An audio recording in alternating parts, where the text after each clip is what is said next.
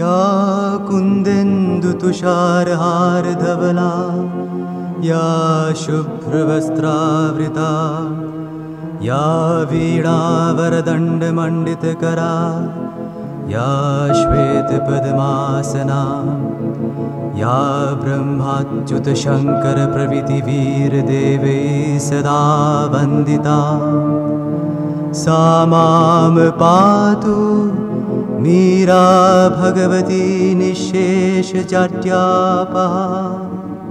ॐ सर्वगणे सर्ववरदे सर्वदुष्टभयङ्करी सर्वदुःखहरे देवी महामीरा नमोऽस्तुते। सिद्धिबुद्धिप्रदे देवी भुक्तिमुक्तिप्रदायिनी मन्त्रमूर्ते सदा देवी महामीरा नमोऽस्तुते।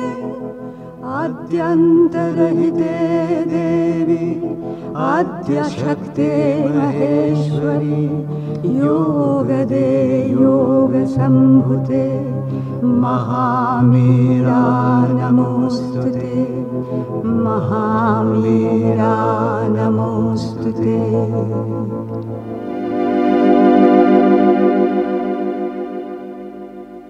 माँ चिरंतनी बहिर आम आलोचना करवा पृष्ठा 264 भल गपटीए कुह। काली आम आलोचना जोटा करते जीवंत कला माँ लिखुं कौड़िक जीवंत कला ना जितेबले चित्रकर हुंतु संगीतकार कवि प्रत्येक भास्कर भगवान संगे तांकर एक स्वतंत्र धरणर व्यक्तिगत संजोग संजोग थाए बा रहिबा उचित। यदि रहिला ताले से जो कला स्थापन करिवे ताहा जीवंत कला हेबो एवं से माँ कहते से संजोग को से प्रकाश करवा उचित कलाकृति गुड़िक भितर जो से स्वातंत्र्य और दक्षता अर्जन करिछि एवं ये प्रकाश हेबो निजस्व धारारे निजस्व शब्दराजीर निजस्व रंग समूहर साहाय्य नहीं जहाँ पाखरे जो सामर्थ्य जो स्वतंत्रता जो दक्षता रही भगवान को सहित संयुक्त होला परे सेटाकू से ता निजस्व धारारे परिप्रकाश करिवो। किंतु जीवंत कला हूँ से गुड़िक आम मन रखा जे माँ कहते से जो प्रकाश करिवो ता निज पाई नुहे बाह्य रूप को नकल करिवो नहीं से कौन करिवो प्रकृतिर बाह्य गठन आकृति को ग्रहण करिवो किंतु से एमिति परिप्रकाश करिवो जेपरि ताहा सत्य को आच्छादन करुछि। तेणु तांकर परिप्रकाश भितर गभीर सत्य लुचि रही थाए एवं सेई परिप्रकाश रे आमर से गभीर सत्य सहित संपर्क स्थापन हुए एवं से संपर्क अनुभव को से तांकर कलारे परिप्रकाश करिथांती बोली ही आम भितरे ताहा से सत्य सहित संपर्कीभूत कराए तेबे से कला गुड़िक होची जीवंत कला। आ पूर्व आम भी आलोचना करते केवल प्रतिभा गोटे कला नुह। तेणु मुख्य कथा ये कहले जे भगवान सहित संयुक्त है भगवान को जार स्वतंत्र दक्षता जहाँ रही से भाव में परिप्रकाश करिले ताहा जीवंत कला होता है एवं जीवंत कला अन्य मानक मध्यरे से सत्य सहित संपर्क स्थापन कराए। आज माँ जो लेखाटा जो आलोचना रही भल गपटीए कुह पृष्ठा 264 माँ लिखुंट तुम्हें कौन जान ना जे आमर ये पृथ्वी रे बहुत बहुत कुत्सित आउ विवत्स कथा सब थिला ओ एबे भी अछि जदिओ से सब कथा कौन सी बही रे केही संपूर्ण भावे वर्णना करि नाहंती कौन लाभ हेबो भला जदि जने लेखक ता ठारू अधिक कुत्सित आउ विवत्स कथा कल्पना करी बहीटिए लेखे ता परिवर्ते जदि तुमे एपरि किछि अधिक सुंदर विषयटिए कल्पना करंत सुंदर जीवनटिए कल्पना करि पारंत ताहेले तुम बहीटिए लेखिबार श्रम सार्थक हुअंता। ଯେଉଁ ଲୋକମାନେ କୁତ୍ସିତ କଥା ସବୁ ଲେଖିବାରେ ଆନନ୍ଦ ପାଆନ୍ତି ସେମାନଙ୍କର ମାନସିକ ଦୀନତା ହିଁ ତଦ୍ୱାରା ପ୍ରମାଣିତ ହୁଏ। କୁତ୍ସିତ ଓ ବିଭତ୍ସ କଥା ଲେଖିବା ସର୍ବଦା ଏକ ବିକଳ ମାନସିକତାର ପରିଚୟ ଦିଏ। ମୂଳରୁ ଶେଷ ପର୍ଯ୍ୟନ୍ତ ସୁନ୍ଦର ଗପଟିଏ କହିବା ବରଂ ବହୁ ବହୁ ଗୁଣରେ କଷ୍ଟକର ବ୍ୟାପାର। ଅପରପକ୍ଷରେ ଉତ୍ତେଜନାମୟ ସମାପ୍ତି ଥିବା କିମ୍ବା ଏକ ଭୟଙ୍କର ବିପଦପୂର୍ଣ୍ଣ ବିପର୍ଯ୍ୟୟରେ ଶେଷ ହୋଇଥିବା ଗପଟିଏ କହିବା ବା ଲେଖିବା ବରଂ ଖୁବ୍ ସହଜ। ବହୁ ଲେଖକଙ୍କ ପକ୍ଷରେ ସୁନ୍ଦର ଓ ଆନନ୍ଦମୟ ପରିଣତି ଥିବା ଗଳ୍ପଟିଏ କଳ୍ପନା କରିବା ଓ ଲେଖିବା ସମ୍ଭବ ହୋଇପାରେ ନାହିଁ। କାରଣ ସେଥିପାଇଁ ସେମାନଙ୍କର କଳ୍ପନା ଶକ୍ତି ନିଅଣ୍ଟ ହୁଏ। ଖୁବ୍ କମ୍ ଗଳ୍ପର ପରିଣତି ପାଠକକୁ ଊର୍ଦ୍ଧ୍ୱକୁ ଉଠାଇ ନେଇଥାଏ। ବହୁ ଗଳ୍ପର ସମାପ୍ତି ଏକ ବିଫଳତା। ତାର ସରଳ କାରଣଟି ହେଲା ଉପରକୁ ଉଠିବା ଅପେକ୍ଷା ତଳକୁ ଖସିବା ଅଧିକତର ସହଜ। ଗଳ୍ପର ପରିଣତିରେ ପାଠକକୁ ଏକ ମହାନତା ବା ମହିମ୍ନ ଭାବରେ ଉଦ୍ବୁଦ୍ଧ କରିବାର କ୍ଷମତା ସବୁ ଲେଖକଙ୍କର ନଥାଏ। ଗଳ୍ପର ନାୟକକୁ ଏପରି ପ୍ରତିଭାଶାଳୀ କରିବାକୁ ହେବ ଯେପରି ସେ ନିଜର କ୍ଷୁଦ୍ର ସୀମା ଗୁଡ଼ିକୁ ଅତିକ୍ରମ କରିବା ପାଇଁ ପ୍ରୟାସ କରୁଥିବ। କିନ୍ତୁ ଏପରି ନାୟକ ସୃଷ୍ଟି କରିବାର ପ୍ରତିଭା ସବୁ ଗାଳ୍ପିକର ନଥାଏ। ସେଥିପାଇଁ ପ୍ରତି ଗାଳ୍ପିକକୁ ସେହି ପ୍ରତିଭା ଆଗ ନିଜ ପାଇଁ ଅର୍ଜନ କରିବାକୁ ହେବ। ଯୋଉ ଭଲ ଗପଟିଏ କୁହ। ମା ଯେତେବେଳେ ଏ କଥାଟି କହୁଛନ୍ତି କେତେ ପ୍ରାଞ୍ଜଳ ଭାବରେ କହୁଛନ୍ତି। ଦେଖନ୍ତୁ ସଂସାରରେ ବହୁତ ବହୁତ କୁଶ୍ଚିତ ଘଟଣା ଘଟୁଛି। ବିଭତ୍ସ କଥା ସବୁ ଅଛି। ପଶୁ ସ୍ତରରେ ପାଶବିକ ସ୍ତରରେ ମନୁଷ୍ୟ ବି ରହିଛି। ପାଶବିକ ପ୍ରବୃତ୍ତି ବି ଘଟୁଛି ଏବଂ ଅତି ଆମର ଯାହା କଳ୍ପନାର ବାହାରେ କେତେ ଗୁଡ଼ିଏ ମହାନ କୁଶ୍ଚିତ ବିଭତ୍ସ କଥା ଘଟୁଛି। କିନ୍ତୁ ତାକୁ ବର୍ଣ୍ଣନା କରିବା କ'ଣ ନିହାତି ଦରକାର? ଏବଂ ଆମେ ଦେଖିଥିବା ଯେ ଏମିତି ବି ଫିଲ୍ମ ବାହାରୁଛି, ଏମିତି ବି ଲୋକ ବହି ଲେଖୁଛନ୍ତି, ଏମିତି ବି କଥା ପରିପ୍ରକାଶ କରୁଛନ୍ତି ଯୋଉଥିରେ ବେଳେ ବେଳେ ଆହୁରି ଅତିରଞ୍ଜିତ ବି କରାଯାଏ। କାହିଁକି ନା ଲୋକମାନଙ୍କୁ ଏବେ ଗୋଟେ ଫିଲ୍ମ ଏବେ କ'ଣ ଅନେକ ବର୍ଷ ତଳେ ବାହାରିଥିଲା ଫିଲ୍ମ ଯେ ସେ ଫିଲ୍ମକୁ ସେ ଚ୍ୟାଲେଞ୍ଜ ଦେଲେ ଯଦି କୌଣସି ବ୍ୟକ୍ତି ହରର ଫିଲ୍ମଟେ ଯଦି କୌଣସି ବ୍ୟକ୍ତି ଏକା ହଲରେ ବସି ଦେଖିଦେବେ ତାହେଲେ ସେ ତାଙ୍କୁ କେତେ ଟଙ୍କା ପୁରସ୍କାର ଦେବେ। ସେ ପୁଣି ବହୁତ ବଡ ଆମାଉଣ୍ଟ। ଏଥିରେ କି ଗର୍ବ ଗୌରବ?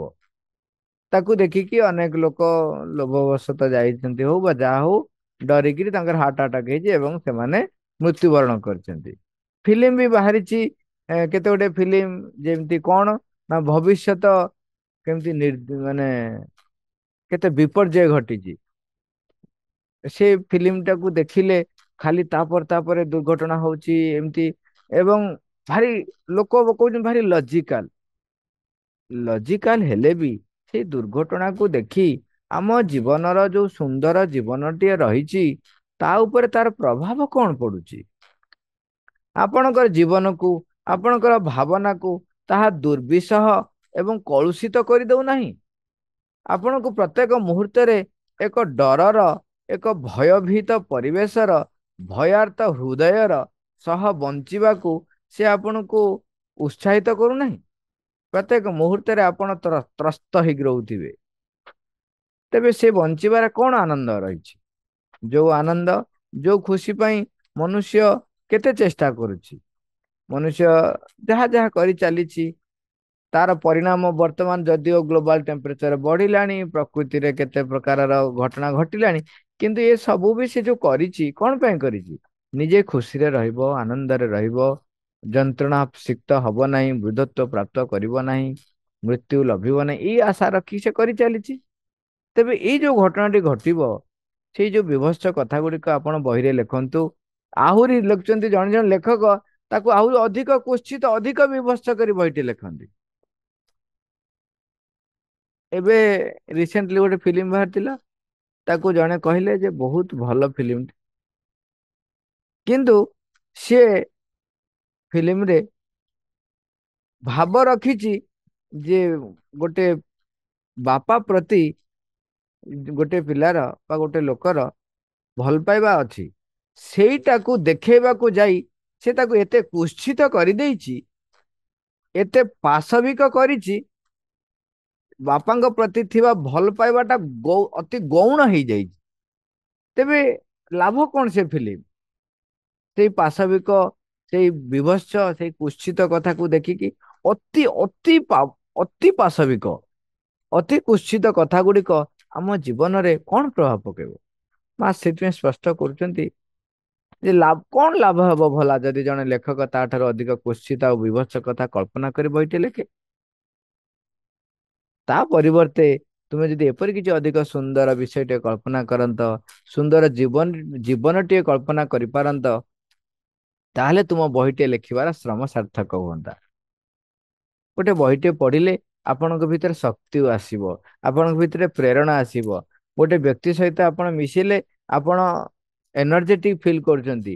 ସେ ବ୍ୟକ୍ତି ସହିତ ମିଶିଲେ ବଞ୍ଚିବାର ରାହା ଆପଣଙ୍କୁ ମିଳିଯାଉଛି। ଆପଣଙ୍କୁ ସବୁ ପଦକ୍ଷେପରେ କେମିତି ଆଗେଇ ଯିବେ ସେ ପ୍ରକାରର ସୂଚନା ଆପଣ ତା ପାଖରେ ପାଉଛନ୍ତି। ସେ ବ୍ୟକ୍ତି ସହିତ ଆମେ ସମ୍ପର୍କୀଭୂତ ହେଇଥାଉ ନା ଯାହା ସହିତ ମିଶିଲେ ଆମକୁ ନିରାଶ, ମାନେ ବିଷାଦ, ହତାଶ ଭିତରକୁ ନେଇଯାଏ, ଆମେ ସେ ଲୋକ ସହିତ ବେଶୀ ମିଶୁ। ଆପଣ ସେ ଲୋକ ସହିତ ମିଶିଲେ ଆପଣ ଧୀରେ ଧୀରେ ଧୀରେ ଧୀରେ ଜୀବନକୁ ଅଧିକ କଳୁଷିତ କରିଯିବେ, ଜୀବନକୁ ଅଧିକ ନିଷ୍ପେଷିତ କରିଯିବେ ଏବଂ ଆପଣଙ୍କର ଜୀବନଟି ଅତି ଏ, ଯେମିତି ନିମ୍ନକୁ ନିମ୍ନକୁ ଖସି ଖସି ଆପଣଙ୍କୁ ଏତେ କ୍ଳାନ୍ତ ଭରା ଲାଗିବ। ତାପରେ କହିବେ ଯେ କାହିଁକି ବଞ୍ଚିଛି, କାହିଁକି ଲାଭ କଣ ବଞ୍ଚିବାର? ଯୋଉ ଗେମ୍ ବାହାରିଥିଲା, ସେ ଗେମ ରେ ଚ୍ୟାଲେଞ୍ଜ ଦଉଛି, ଚ୍ୟାଲେଞ୍ଜ ଦେଇ ଦେଇ ଶେଷକୁ କଣ କରୁଛି? ତାକୁ ମୃତ୍ୟୁ ଲଭଉଛି। କଣ ଲାଭ ସେଥିରେ? କଣ ଲାଭ? ତାକୁ ଫାଉଣ୍ଡର କୁ ଯିଏ ଯିଏ ଡେଭଲପ କରିଛି, ଡେଭଲପର କୁ ପଚାରିଲେ ସିଏ ଗୋଟେ ଅଜବ ଯୁକ୍ତି କଣ ନା ଯୋଉମାନେ ଡରୁଆ ସେ ଲୋକଙ୍କର ବଞ୍ଚିବାର କିଛି ଅଧିକାର ନାହିଁ, ତେଣୁ ମୁଁ ତାଙ୍କୁ ଏମିତି କରିକି ତାଙ୍କୁ ଏ ପୃଥିବୀରୁ ଡରୁଆ ଲୋକଙ୍କୁ ଶେଷ କରିଦେବି। ଆରେ ତମେ ସେମାନଙ୍କ ଭିତରେ ସାହସ ଭରି ଦିଅ ନା। ଗୋଟିଏ ବ୍ୟକ୍ତି ଯଦି ଗୋଟେ ସାହସ ସମ୍ପନ୍ନ ହେଇଗଲା, ତେବେ ସିଏ ଆଉ ଚାରିଟା ଲୋକଙ୍କୁ ସାହସ ସମ୍ପନ୍ନ କରିବ। ତେଣୁ ଏପରି ବହିଟିଏ ଲେଖନ୍ତୁ ଯୋଉ ବହିରେ ଆପଣ ଦେଖିବେ ଯୋଉ ପିଲାମାନେ ବି ଯୋଉ କମିକ୍ସ ଦେଖୁଛନ୍ତି, ଦେଖିବେ ସେଥିରେ ଗାଡି ଚଢି ଯାଉଥିବ, ସିଏ ଯୋଉମାନେ ସବୁ କମିକ୍ସ ର ନା ସବୁ ପିଲା ଥିବେ ବା ଲୋକ ଥିବେ, ତାଙ୍କ ଉପରେ ଗାଡି ଚଢିଗଲେ ବି ତାପରେ ସେ ପୁଣି ଝାଡି ଝୁଡି ହେଇକି ଠିଆ ହଉଥିବେ। ତାକୁ ଦେଖିବାକୁ ପିଲାଙ୍କୁ ଭଲ ଲାଗେ। କାହିଁକି ନା ସେ କୌଣସି ଶିଶୁ, କୌଣସି ମନୁଷ୍ୟ ଶିଶୁ କେବେ ପରିଣତି ଟା ଖରାପ ଯାଏନି। ସେ ସବୁବେଳେ କହେ ମୁଁ ଉଠିକି ପୁଣି ନେକ୍ସଟ ଚେଷ୍ଟା କରିବି, ନେକ୍ସଟ ଚେଷ୍ଟା କରିବି। ତେଣୁ ଅତି ସୁନ୍ଦର ଜୀବନଟିଏ କଳ୍ପନା କରିପାରିବାର ଯଦି ବହିଟିଏ ଲେଖିଲେ, ସେ ବହିଟିକେ ଯିଏ ପଢିବ, ଅଧ୍ୟୟନ କରିବ, ତା ଭିତରେ ନୂତନ ପ୍ରେରଣା ଆସିବ, ନୂତନ ଶକ୍ତି ଆସିବ, ସାହସ ଆସିବ। ସତ୍ୟ ଆଡକୁ, ନୂତନ ସତ୍ୟ ଆଡକୁ ଯାତ୍ରା କରିବା ପାଇଁ ଏକ ପ୍ରେରଣା ସେ ଲାଭ କରିବ। ସେଇଟା ଅଧିକ ଭଲ ନା ଆଉ। ମା ଲେଖୁଛନ୍ତି ଯୋଉ ଲୋକମାନେ କୁଶ୍ଚିତ କଥା ସବୁ ଲେଖିବାର ଆନନ୍ଦ ପାଆନ୍ତି କାହିଁକି? କାରଣ ସେମାନଙ୍କର ମାନସିକ ଦୀନତା ହିଁ ତଦ୍ଵାରା ପ୍ରମାଣିତ ହୁଏ। ଦୀର୍ଘ ଦୀନତା, ଦୀନତା ମାନେ ଦରିଦ୍ରତା। ତାମାନେ ସେମାନଙ୍କର ମନ ଡେଭଲପଡ ହେଇନାହିଁ, ବିକଶିତ ହୋଇନାହିଁ। ମାନେ ମନ ସ୍ତରରେ ସେମାନେ ଦରିଦ୍ର। ବେଳେ ବେଳେ ଦେଖିବେ ଯୋଉ ଲୋକମାନେ ଚିନ୍ତା କରିବାରେ ବି ଦରିଦ୍ର ଥାନ୍ତି, କଳ୍ପନା କରିବାରେ ଦରିଦ୍ର ଥାନ୍ତି, ସେମାନେ ସବୁ ଜିନିଷକୁ ଠିକ ମାନେ ନେଗେଟିଭ ୱେରେ ଚିନ୍ତା କରନ୍ତି। ଯେ କୌଣସି ଏକ ଘଟଣାକୁ ଭିନ୍ନ ଭିନ୍ନ ଦିଗରୁ ଯେ ଦେଖିହବ, ଏ ସାମର୍ଥ୍ୟ ତାଙ୍କର ନଥାଏ। ମାନସିକ ଦରିଦ୍ରତା ସେଇଟା। ସେଇଥିପାଇଁ ଶିକ୍ଷା ବହିରେ ବାରମ୍ବାର ମା କହୁଛନ୍ତି ଯେ ତୁମକୁ ମାନସିକ ଶିକ୍ଷା, ଶାରୀରିକ ଶିକ୍ଷା, ପ୍ରାଣିକ ଶିକ୍ଷା ସବୁ ଗୁଡିକୁ କରିବାକୁ ପଡିବ ଏବଂ ମାନସିକ କର୍ଷଣ ନିହାତି ଦରକାର। କାହିଁକିନା ମାନସିକ କର୍ଷଣ ନହେଲେ, ମନର ବିକାଶ ନ ଘଟିଲେ, ସେ ଉଚ୍ଚତର ସତ୍ୟକୁ ଧାରଣ କରିବା ପାଇଁ, ବିଶ୍ୱାସ କରିବା ପାଇଁ ସମର୍ଥ ହବ ନାହିଁ।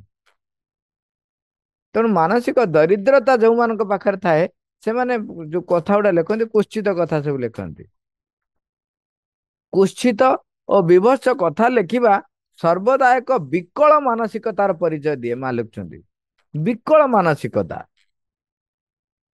ମୂଳରୁ ଶେଷ ପର୍ଯ୍ୟନ୍ତ ସୁନ୍ଦର ଗପଟିଏ କହିବା ବରଂ ବହୁ ବହୁ ଗୁଣରେ କଷ୍ଟକର ବ୍ୟାପାର। ଦେଖନ୍ତୁ ଗପଟିଏ କହିବ, ଏତେ ସୁନ୍ଦର ଗପଟିଏ, ତାର ଏଣ୍ଡିଂ ଟେ ସୁନ୍ଦର ହେଇଥିବ, ଏଇଟା ଏତେ ସହଜ କଥା ନୁହଁ। କାହିଁକି ନା ଆପଣଙ୍କୁ ଅନେକ ଭାବିବାକୁ ପଡିବ ଯେ କେମିତି ତାକୁ ଶେଷ କରିବେ, ଯଦ୍ୱାରା ସମସ୍ତେ ଆନନ୍ଦରେ ରହିବେ, ସମସ୍ତେ ଭଲରେ ରହିବେ। କାହିଁକି ନା ଆପଣ ଖରାପ କଥାଟାକୁ ତାପ ତାପ କରିଦେବେ କଣ? ଦେଖନ୍ତୁ ଗୋଟେ ଛୋଟିଆ ଏକ୍ଜାମ୍ପଲ ଟେ। ଗୋଟେ ଲୋକଟେ ଗୋଟେ ପିଲାଟେ ଅନ୍ୟ ଜଣଙ୍କୁ ଗୋଟେ ଚଟକଣି ମାରିଲା, ସାଙ୍ଗେ ସାଙ୍ଗେ ଆର ଲୋକଟେ ଚଟକଣି ମାରିଲା, ତାପରେ ଇଏ ବିଧାଟେ ମାଇଲା, ସିଏ ବିଧା ମାଇଲା, ସେ ଗୋଇଠା ମାଇଲା, ଇଏ ଚାଲିଲା, ଦି ଜଣ ମାଡ ଲାଗିଲେ, ତା ସାଙ୍ଗ ଆସିଲା, ଆ ସାଙ୍ଗ ଆସିଲା। ଦେଖନ୍ତୁ ତା ପାଖକୁ ଛନ୍ଦି ହେଇଯାଉଛି, ଛନ୍ଦି ହେଇଯାଉଛି।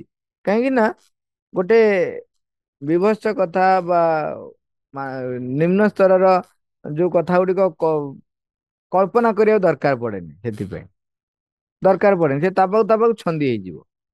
କିନ୍ତୁ ଆପଣ ଯେତେବେଳେ ଦି ଜଣ ପିଲାଙ୍କୁ ମିଶେଇବେ, ଭଲ ଭାବରେ କଥା ହେବେ, ସେ ଆସିକି କଣ କଥା ହେବେ, ଭଲ କଥା କଣ ହେବେ। ସେ ଆସିକି କଥା ହଉଛନ୍ତି ଯେ ଆଜି କଣ ପଢା ହେଲା, ତାପରେ ତାପରେ କଣ ପଢା ହେଲା, ତାପରେ କଣ ହବ, କିମ୍ବା କୌଣସି ଗୋଟେ ପ୍ରାକୃତିକ ସୌନ୍ଦର୍ଯ୍ୟ ଆପଣଙ୍କୁ ଭାବିବାକୁ ପଡିବ। କୋଉଟା ଗୋଟେ ଭଲ କଥା ଟିକେ ମୁଁ କହିବି। ପ୍ରାକୃତିକ ସୌନ୍ଦର୍ଯ୍ୟ ବୁଲିବାକୁ ଯାଇଥିଲେ, ତାପରେ ଦେଖିଲେ ଅତି ସୁନ୍ଦର, ତାପରେ ଅନ୍ୟ କଥା ହେଲା, ତାପରେ କଣ କରିଥିବେ, ତାପରେ କହିବେ, ଗଲା ସେ ବୁଲିଲା ଖାଇଲା, ନାଇଁ ନାଇଁ ସେ ବୁଲିଲା ଖାଇଲା ଭଲ ନୁହଁ, ତାକୁ କଣ କରିବେ, ତା ତା ପର ଷ୍ଟେପ ଟେ କହିଲା ବେଳକୁ ଆପଣଙ୍କୁ ଅନେକ ଭାବିବାକୁ ପଡେ।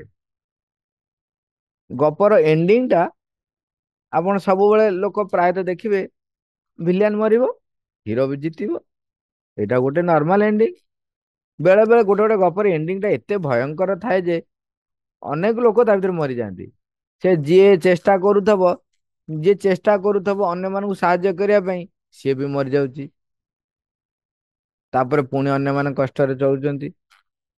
ଏଇ ପ୍ରକାର ସମାପ୍ତି ଟା ଗୋଟେ ବିପର୍ଯ୍ୟୟ ସମାପ୍ତି। ଏ ସମାପ୍ତି ସହଜ, କାହିଁକି ନା କ୍ୟାରେକ୍ଟରକୁ ଶେଷ କରିଦେବା ବହୁତ ସହଜ।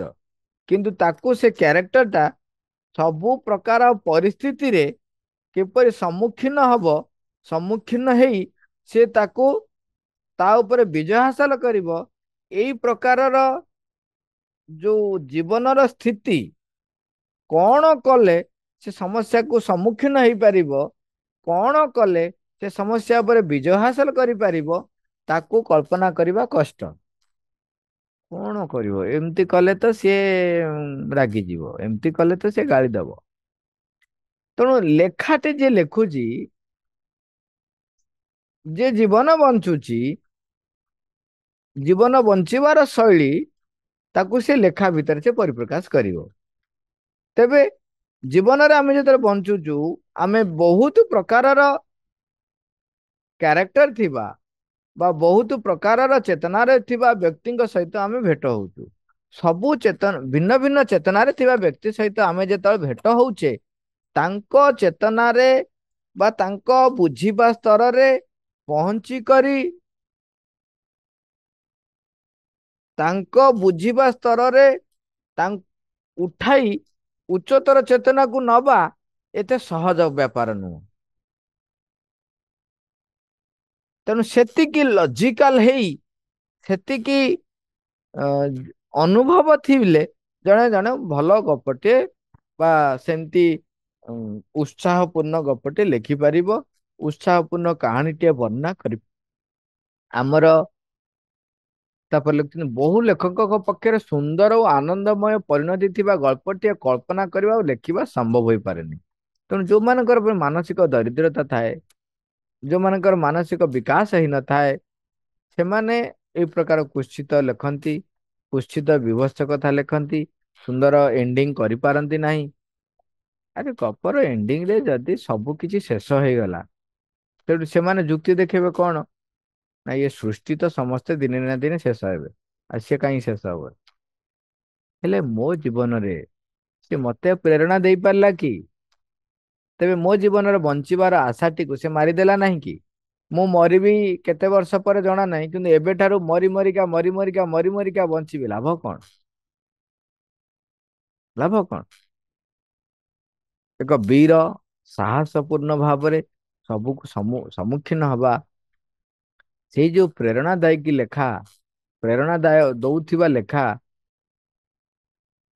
ତାକୁ ଯିଏ ଲେଖିପାରିବ, ତାର ମାନସିକ ବିକାଶ ସେତିକି ନହେଲେ ତାକୁ ଲେଖିବା ଏତେ ସହଜ ହୁଏ ନାହିଁ।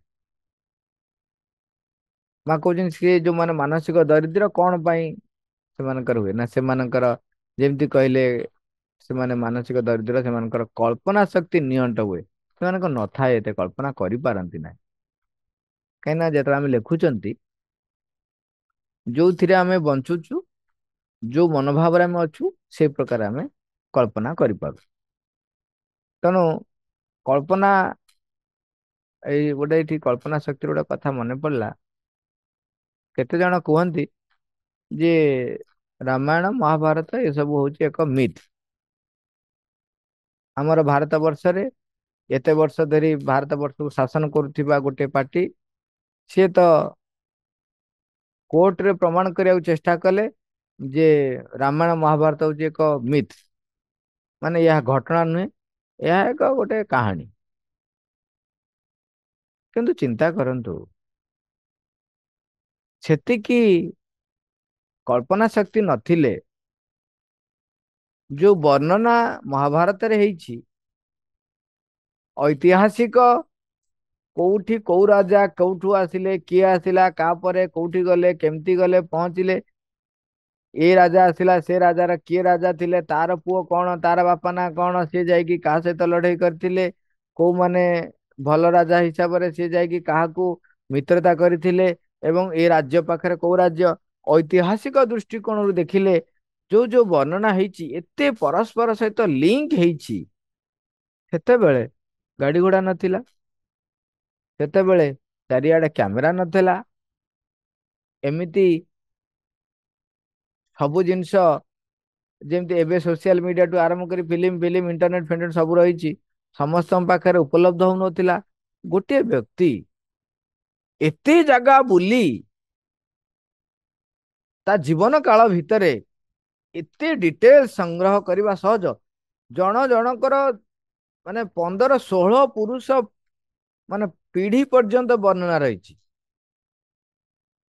ଏବଂ ଅନ୍ୟ ଜାଗାରେ ଐତିହାସିକ ତଥ୍ୟରେ ଦେଖାଯାଇଛି ଯେ ସେ ପ୍ରକାର ଘଟଣା ଘଟିଛି ତେବେ ମହାଭାରତର ସେ ଯୋଉ ଲେଖାଟିଏ ଜଣେ ଲେଖିଛି ଯଦି ବି ତାହା ଭାବିକି ବି କଳ୍ପନା କରି ଲେଖିଥାଏ ତାହେଲେ ତାର କଳ୍ପନା ଶକ୍ତି କେତେ ଉର୍ଦ୍ଧ୍ୱ ସ୍ତରର ହେଇଛି ଯେ ଏତେ ମାନେ ପର୍ଟିକୁଲାର ଏବେ ଏତେ ସୁନ୍ଦର ବର୍ଣ୍ଣନା କରିଛି ଏବଂ ଏତେ ଯତିପାତ ଦେଇଛି ଏବଂ ଏତେ ବିରାଟ କଥା ଏତେ କେମିତି ସମ୍ଭବ ହେଇଛି ଯଦି ଏହା କାହାଣୀ ତେବେ ଯୋଉ ବ୍ୟକ୍ତି ଲେଖିଛି ତାର କଳ୍ପନା ଶକ୍ତି କେତେ ଉର୍ଦ୍ଧ୍ୱରେ ଯଦି ସେ ସମୟରେ ଏତିକି ପ୍ରକାରର ବା ଏତେ ଉର୍ଦ୍ଧ୍ୱ ସ୍ତରର କଳ୍ପନା ଶକ୍ତି ଥିବା ବ୍ୟକ୍ତି ବଞ୍ଚିଥିଲେ ତେବେ କୃଷ୍ଣ କାହିଁ ନଥିଲେ କାହିଁକିନା ଇଏ ଅପୂର୍ବ ସାମର୍ଥ୍ୟ ନଥିଲେ ଅଦ୍ଭୁତ ସାମର୍ଥ୍ୟ ନଥିଲେ ଜଣେ ଏତେ ସୁନ୍ଦର ଭାବରେ ଏତେ ସୁସଙ୍ଗତି ସମନ୍ୱୟପୂର୍ଣ୍ଣ ଏକ କାହାଣୀଟିଏ ଲେଖିପାରିବ ନାହିଁ ଲେଖିପାରିବ ନାହିଁ ତାମାନେ ସେ ଚେତନାର କୋଉ ସ୍ତରରେ ରହିଛି କଳ୍ପନା କରିବାର କୋଉ ସାମର୍ଥ୍ୟ ତା ପାଖରେ ରହିଛି ଯଦି ଗୋଟିଏ ସାଧାରଣ ବ୍ୟକ୍ତି ଏହି ସ୍ତରରେ ଥିଲା ତେବେ ନିଶ୍ଚୟ ସେ ସମୟରେ କୃଷ୍ଣ ଥିବେ ଏବଂ ଏ ଘଟଣା ଘଟିଛି ଯଦି ବି ଆମେ ଏଇ ଆଙ୍ଗେଲରୁ ବି ଦେଖିବା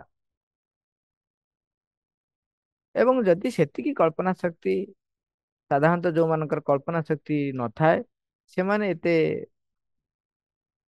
ଭଲ ପରିଣତି ଚିନ୍ତା କରି ପାରନ୍ତି ନାହିଁ ଏବଂ ସେଇମାନଙ୍କର ଯୋଉମାନେ ସବୁ ମାନସିକ ଦରିଦ୍ର ଥାନ୍ତି କଳ୍ପନା ଶକ୍ତି ନିଅଣ୍ଟ ଥାଏ ତାଙ୍କର ଖୁବ କମ ଗଳ୍ପର ପରିଣତି ପାଠକକୁ ଉର୍ଦ୍ଧ୍ୱକୁ ଉଠାଇ ନେଇଥାଏ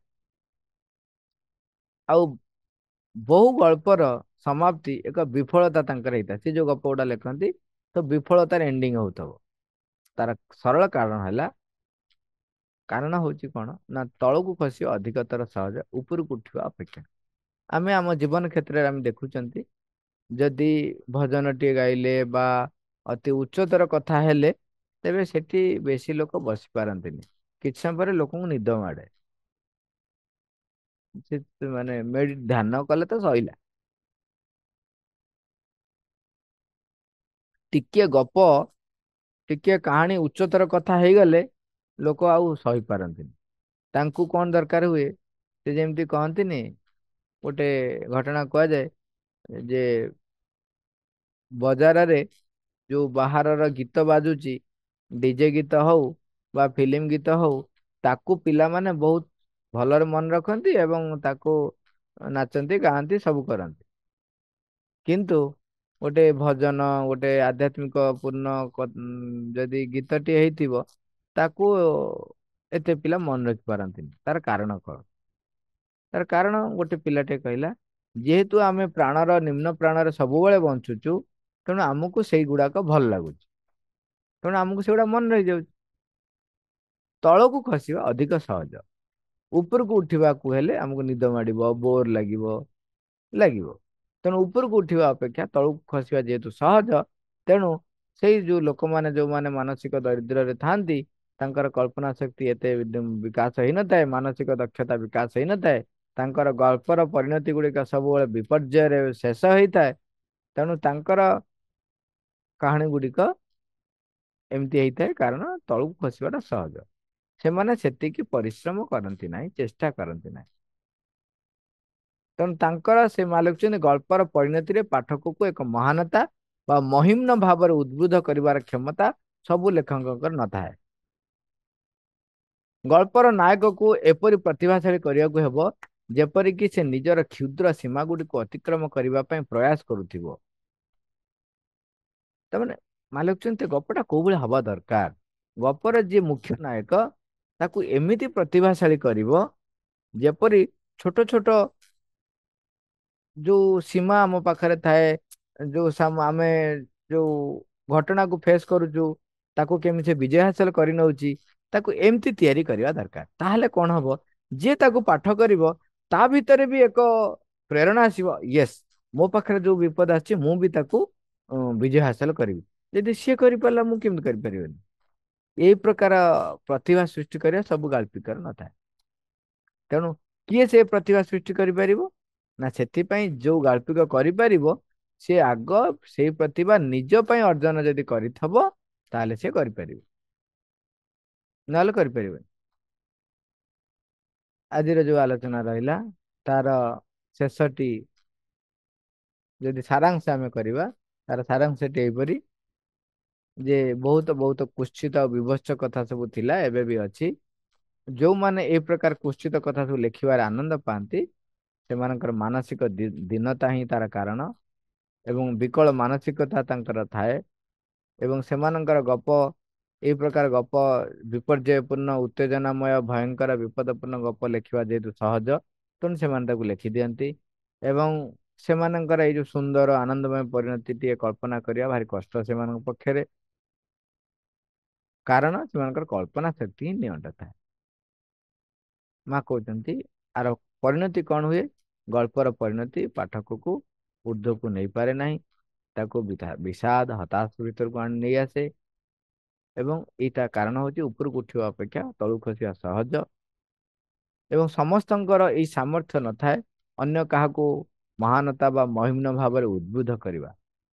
ୟେସ୍ ୟୁ କ୍ୟାନ୍, ଏଇ ଜିନିଷ ସମସ୍ତଙ୍କ ପାଖରେ ନଥାଏ। ମା ସେଥିପାଇଁ କହୁଛି, ଆମକୁ କଣ କରିବାକୁ ପଡିବ? ଆମକୁ ସେ ପ୍ରତିଭା ଆଗ ନିଜେ ଅର୍ଜନ କରିବାକୁ ପଡିବ।